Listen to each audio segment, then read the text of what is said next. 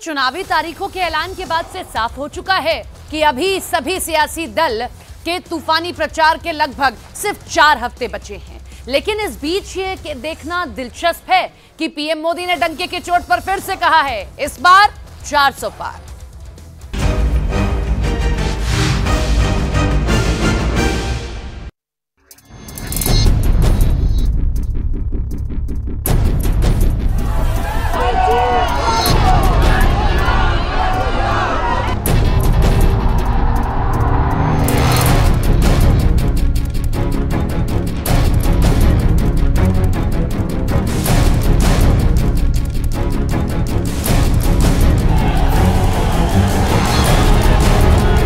मोदी जब काम करता है तो सबके लिए करता है। आपके काम है मोदी जुड़े गारंटी। 7 चरण में मतदान, जीत की 7 गारंटी।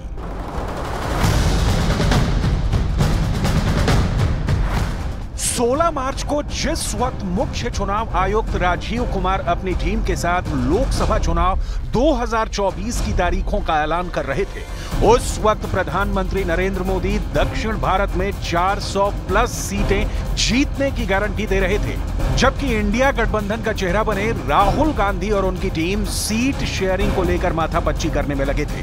जिस वक्त चुनाव आयोग 7 चरणों में मतदान कराने की घोषणा कर रहा था, उस वक्त एनडीए का चेहरा बने पीएम मोदी 7 रणनीतियों से विरोधियों को चित करने की गारंटी दे रहे थे। वहीं इंडिया गठबंधन ये तय नहीं कर पा रहा है कि वो किन मुद्दों पर एनडीए को चुनाव में हराने के दावे करे। 38 से ज्यादा दलों से बना एनडीए इंडिया गठबंधन पर भारी पड़ रहा है। एनडीए का कुनबा बढ़ रहा है और इंडिया का कुनबा बिखर रहा है। बीजेपी के उम्मीदवार भाई अनिल के एंटनी आपकी सेवा के जज्बे से भरे हुए हैं। ऐसी ही फ्रेशनेस की केरला की पॉलिटिक्स को जरूरत है। इसलिए अब केरला के लोग भी कह रहे हैं, अब की बार 400 पार, अब की बार इत्तमणा नानूरिल अधिगम, इत्तमणा 40 का 40 मेरा लक्ष्य है। जो एक पिछले बार रह गया है वो कैसे लें, क्योंकि बिहार की जनता आज नरेंद्र मोदी जी को आशीर्वाद दी है और मुझे लगता है इन्होंने 2 चीज तो कर दिया। गरीब के लिए, सामान्य के लिए जो सबसे मुश्किल होता है, 5 किलो राशन और 5 लाख का इलाज। ऐसे में सवाल उठ रहे हैं कि जब 543 सीटों पर चुनावी तारीखों का ऐलान हो चुका है और अब मतदान होने में बहुत कम वक्त बचा है, तो ऐसे हालात में भारत जोड़ो न्याय यात्रा इंडिया गठबंधन के लिए क्या वाकई में फायदे का सौदा है, या फिर यह सिर्फ राहुल गांधी के चेहरे को चमकाने भर की कोशिश है? क्योंकि पीएम मोदी के तूफानी दौरे के आगे इंडिया गठबंधन का नेतृत्व लगातार पिछड़ता जा रहा है। यही वजह है कि राहुल पीएम मोदी पर सटीक वार नहीं कर पा रहे हैं, जबकि पीएम मोदी पूरे इंडिया गठबंधन पर सीधा वार कर रहे हैं। नरेंद्र मोदी जी ने स्टार्टअप इंडिया किया, स्टैंड अप इंडिया किया, मेक इन इंडिया किया, कोई फर्क नहीं पड़ा। वो सारा का सारा 2-3 अरबपति उठा के ले गए। नरेंद्र मोदी जी की मार्केटिंग जरूर कर दी, टीवी पे उनका चेहरा जरूर दिखा दिया, मगर जो युवा हैं उनको ना स्टार्टअप मिला, ना मेक इन इंडिया मिला। आप मुझे बताइए, कांग्रेस ने दशकों तक देश में गरीबी हटाओ का नारा दिया, लेकिन गरीब के जीवन में कोई बदलाव आया क्या? कांग्रेस ने एससी, एसटी, ओबीसी को वोट बैंक के तौर पर इस्तेमाल किया।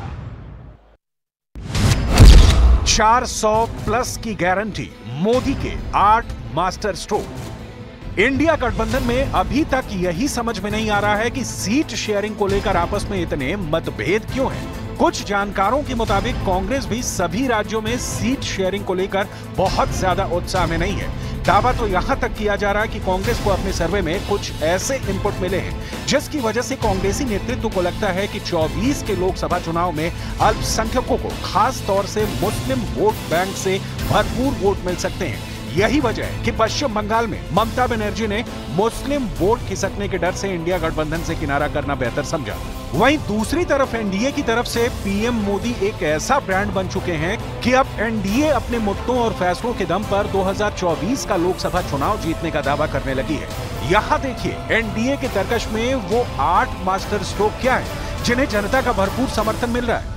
प्रधानमंत्री नरेंद्र मोदी लगातार जनता को सबका साथ सबका विकास की गारंटी दे रहे हैं और इसी के दम पर पीएम मोदी बार बार दावे कर रहे हैं कि अब की बार 400 प्लस की गारंटी। सीएए को लेकर एनडीए की तरफ से साफ हो चुका है, सीएए एक बड़ा क्रांतिकारी कदम साबित होने जा रहा है और इसे कोई रोक नहीं सकता। राम मंदिर का उद्घाटन करके पीएम मोदी ने बहुत बड़े वर्ग का प्रचंड विश्वास जीत लिया है। हिंदी बेल्ट में राम मंदिर एक बड़ा फैक्टर बनने जा रहा है। आर्टिकल 370 की कामयाबी देखकर जम्मू कश्मीर से लेकर कन्याकुमारी तक मोदी की तारीफ हो रही है। 370 को हटाकर मोदी सरकार ने दशकों से 370 का बना खौफ खत्म कर दिया। मुफ्त राशन ने 80 करोड़ लोगों का विश्वास एनडीए पर और बढ़ा दिया है। गरीबों के लिए मुफ्त राशन योजना रामबाण साबित हुई है। विश्व की तीसरी अर्थव्यवस्था को लेकर देश के भरोसे में जबरदस्त इजाफा हुआ है। दुनिया भर में भारत की आर्थिक ताकत की तारीफ हो रही है जिसका असर भारत के मतदाताओं पर पड़ रहा है। महिला आरक्षण कानून एनडीए का बड़ा कदम माना जा रहा है। महिलाओं में एनडीए का क्रेज बढ़ चुका है। पीएम मोदी ने विरोधियों के परिवार वाले बयान पर मोदी का परिवार बताकर जबरदस्त हमला किया है जिसका क्लियर मैसेज जनता तक पहुंचा है। भ्रष्टाचार, परिवारवाद और तुष्टीकरण में आकंठ डूबे इंडी गठबंधन के नेता बौखलाते जा रहे हैं। अब इन्होंने 2024 के चुनाव का अपना असली घोषणा पत्र निकाला है। मैं इनके परिवारवाद पर सवाल उठाता हूं तो इन लोगों ने बोलना शुरू कर दिया है कि मोदी का कोई परिवार नहीं है। 140 करोड़ देशवासी यही मेरा परिवार है। मेरा भारत, मेरा परिवार। पिछले लोकसभा चुनाव में बीजेपी के नेतृत्व वाले एनडीए गठबंधन का सीधा मुकाबला कांग्रेस के नेतृत्व वाले यूपीए गठबंधन के साथ था, लेकिन इस बार कांग्रेस अपने सहयोगी दलों के साथ इंडिया गठबंधन के बैनर तले चुनाव लड़ रही है। हालांकि विपक्षी गठबंधन का हिस्सा होने के बावजूद ममता बनर्जी ने पश्चिम बंगाल की सभी लोकसभा सीटों पर अपने उम्मीदवार खड़े कर दिए हैं। कांग्रेस और आप के बीच दिल्ली में तो सीटों का बंटवारा हो गया है, लेकिन पंजाब में दोनों दल एक दूसरे के खिलाफ चुनाव लड़ेंगे। कांग्रेस और लेफ्ट पार्टियां पश्चिम बंगाल में मिलकर ममता बनर्जी के खिलाफ चुनाव लड़ने की तैयारी कर रही हैं। वहीं केरल में कांग्रेस और लेफ्ट पार्टियां आमने सामने होंगी। इस बीच कई राजनीतिक दलों के मजबूत और लोकप्रिय नेता भी पार्टी के सांसद और विधायकों को लेकर एनडीए में शामिल हो रहे हैं। बिहार, महाराष्ट्र, आंध्र प्रदेश, उत्तर प्रदेश और कर्नाटक सहित कई राज्यों में बीजेपी को कामयाबी मिल गई है, तो वहीं ओडिशा, पंजाब और तमिलनाडु में पार्टी की कोशिश अभी जारी है। यानी चुनाव से ठीक पहले इंडिया गठबंधन में भगदड़ मच चुकी है। जरा देखिए जनता एनडीए और इंडिया गठबंधन को किस नजरिए से देखने की कोशिश कर रही है। एनडीए की तरफ से 5 मार्च 2024 से लगातार प्रधानमंत्री नरेंद्र मोदी रैलियां और रोड शो कर रहे हैं, जबकि दूसरी तरफ इंडिया गठबंधन की तरफ से राहुल गांधी अपनी भारत जोड़ो न्याय यात्रा को ही चुनावी हथियार बनाए हुए हैं। बाकी दल इस यात्रा में सही से हिस्सा नहीं ले पाए हैं। वहीं पीएम मोदी ने तेलंगाना से लेकर बिहार, यूपी, महाराष्ट्र में अपने सहयोगियों को बेहतर तरीके से जोड़ा है। 25 मार्च के बाद से पीएम मोदी 150 से ज्यादा तूफानी रैलियां और रोड शो करने जा रहे हैं। पीएम मोदी ने जनता के ज़हन में 400 प्लस सीटें जीतने का नारा देकर जनता को अच्छे से कनेक्ट कर दिया है। वहीं अगर इंडिया गठबंधन की बात करें तो राहुल की भारत जोड़ो न्याय यात्रा 14 जनवरी से शुरू हुई है, जो 17 मार्च को महाराष्ट्र में खत्म होगी। लेकिन 15 राज्यों, 110 जिलों, 6700 किलोमीटर का फासला तय होने तक इंडिया गठबंधन के सहयोगी खुद कांग्रेस की न्याय यात्रा के मकसद और मिशन को ना तो खुद समझ पाए हैं और ना ही जनता को समझा पाए। कौन पीएम का चेहरा है, जीत पर क्या दावे हैं, जनता को नहीं समझा पाए हैं। इंडिया गठबंधन बिखर रहा है। चुनाव के मौसम में पहले क्या हुआ करता था? पहले की सरकारों में बैठे हुए लोग जनता की आंख में धूल झोंकने के लिए घोषणाएं कर देते थे। कभी कभी तो इनकी हिम्मत इतनी होती थी कि पार्लियामेंट में भी रेलवे की नई नई योजनाएं घोषित कर देते थे, बाद में कोई पूछने वाला नहीं। और जब मैं एनालिसिस करता तो 35 साल पहले घोषणा हुई। कभी चुनाव के पहले पत्थर गाड़ देते थे आकर के, फिर खो जाते थे, पत्थर भी खो जाते थे, नेता भी खो जाते थे। अब आप ये भी जान लीजिए कि 2019 के मुकाबले 2024 में कुल कितने मतदाता हैं। 2019 में कुल 89.6 करोड़ मतदाता थे, वहीं 2024 में 96.8 करोड़ मतदाता हैं। 2019 में कुल 46.5 करोड़ पुरुष मतदाता थे, जबकि 2024 में 49.7 करोड़ पुरुष मतदाता हैं। वहीं 2019 में कुल 43.1 करोड़ महिला मतदाता थी, जबकि 2024 में 47.1 करोड़ मतदाता हैं। कुल वोटर्स में से 18-19 साल के वोटर 1.84 करोड़ हैं। वहीं 20 से 29 साल के वोटर की संख्या 19.74 करोड़ है। 2024 के लोकसभा चुनाव का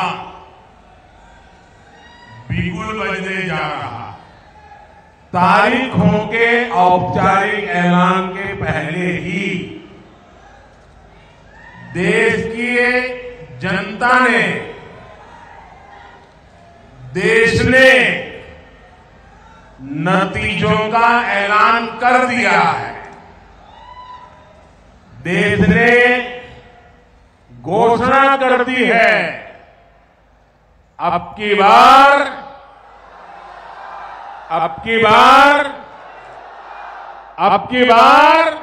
कुल मिलाकर लोकसभा चुनाव 2024 की तारीखों का ऐलान हो चुका है। अब देखना होगा एनडीए से मुकाबला करने के लिए इंडिया गठबंधन क्या करता है।